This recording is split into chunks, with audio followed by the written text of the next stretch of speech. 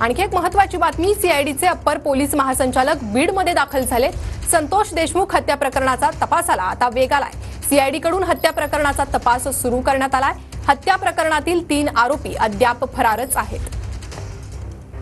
अधिक अपडेट आपण घेणार आहोत आमचे प्रतिनिधी महेंद्र मुधोळकर यांच्याकडून। महेंद्र, काय अधिक माहिती आहे? प्रणिता, जर बघितलं गेलं तर संतोष देशमुख यांच्या हत्येला आज 18 दिवस पूर्ण होत आहेत आणि 12 दिवसापूर्वी हा जो तपास आहे तो सीआयडी कडे वर्ग करण्यात आलेला होता। सीआयडीचे पोलीस अधीक्षक सचिन पाटील हे 12 दिवसापासून बीड जिल्ह्यात तळ ठोकून आहेत। मात्र 3 आरोपी अद्याप फरार असल्याने या प्रकरणात जो आहे विरोधकांनी हा मुद्दा उचलून धरलाय। त्यामुळे आणि शनिवारी देखील मोर्चाचं आयोजन करण्यात आलं। याच पार्श्वभूमीवर जर पाहिलं गेलं तर अप्पर पोलीस महासंचालक जे आहेत सीआयडीचे ते बीडमध्ये दाखल झालेले आहेत। आतापर्यंत या केसमध्ये काय प्रोग्रेस आहे, कुठली माहिती जवळ आलेली आहे, किती पथकं बाहेर गेल्यात, त्याची जी माहिती आहे ते सध्या घेण्याचा प्रयत्न करतात।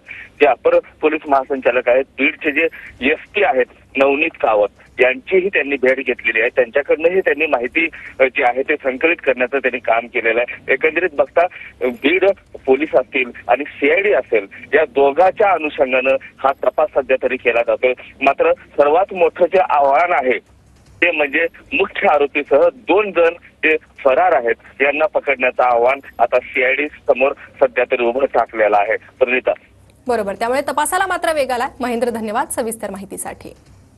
तर सीआयडीचे अप्पर पोलीस महासंचालक बीडमध्ये सध्या दाखल झाले, त्यामुळे संतोष देशमुख हत्या प्रकरणाच्या तपासाला वेग आल्याचं दिसतंय। सीआयडी कडून हत्या प्रकरणाचा तपास सुरू आहे।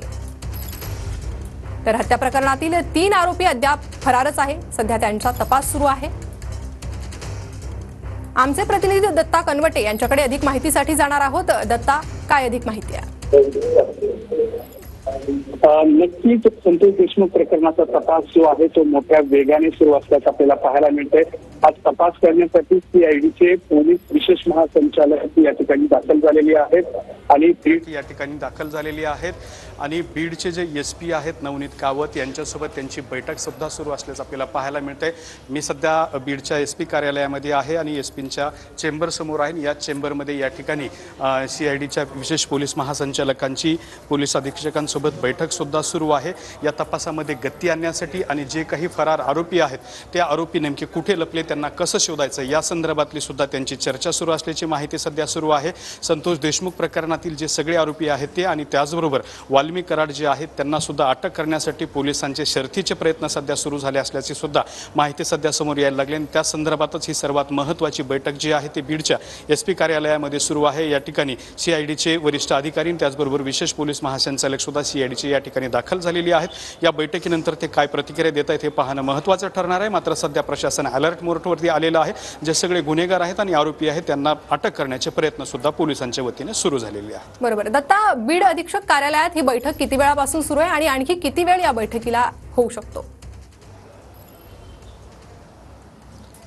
खरं तर गेल्या 10 मिनिटांपूर्वी ही बैठक जी आहे ती सुरू झालेली आहे। सीआयडीचे जे विशेष पोलीस महासंचालक आहेत ते या ठिकाणी दाखल झालेले आहेत आणि त्यांची एसपी सोबत या ठिकाणी बैठक सुरू झालेली आहे। बैठक किती वेळ चालू राहील हे पाहणं आपल्याला महत्त्वाचं ठरणार आहे। मात्र सध्या जी बैठक आहे ती सुरू झालेली आहे आणि या बैठकीमध्ये संतोष देशमुख हत्या प्रकरणातले आरोपी अटक करणं आणि त्याचबरोबर वाल्मी कराड यांना सुद्धा अटक करणं हे महत्त्वाचे मुद्दे या ठिकाणी असणार आहेत। दुसऱ्या बाजूला बीडमध्ये एक महत्त्वाचा मोर्चा सुद्धा निघतोय। या मोर्चाच्या पार्श्वभूमीवरती सुद्धा या बैठकीमध्ये चर्चा होण्याची शक्यता आहे। मात्र सध्या जर बघितलं आपण तर या संतोष देशमुख प्रकरणातील जे आरोपी पोलिसांना सापडत नाहीत, त्यामुळे या आरोपींना पकडण्यासाठी युद्ध पातळीवरती प्रयत्न सुरू झालेले आहेत आणि त्या संदर्भात सीआयडीने सुद्धा महत्त्वाची पावलं उचलायला सुरुवात केलेली आहे। त्या संदर्भातलीच ही एक महत्त्वाची बैठक समजावी लागेल। नक्कीच दत्ता, धन्यवाद या सविस्तर माहितीसाठी।